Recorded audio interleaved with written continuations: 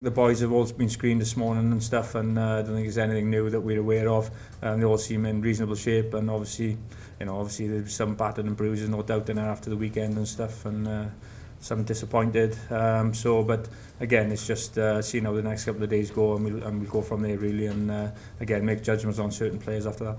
Johnny's obviously a world-class player. There's no doubt in that.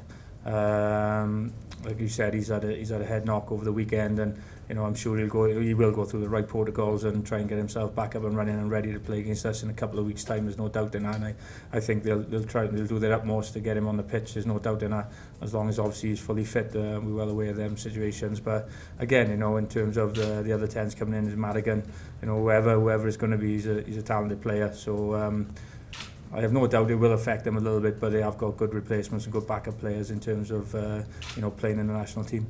Most of the guys that are involved obviously were involved with us in the World Cup as well, and they did exceptionally well for us in the World Cup and prior to the World Cup as well. So I think just keeping an eye on some of these guys, getting them up and running.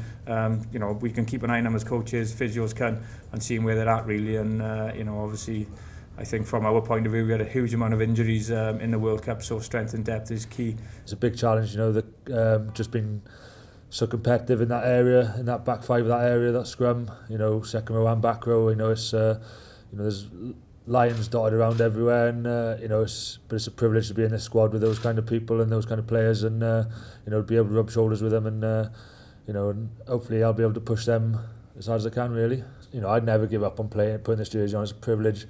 From that first cap to the 7th cap, it's been a privilege to put that jersey on, and it'd be a privilege to put it on again if I ever get that opportunity. And it's a privilege to be in this squad and amongst the people who are here.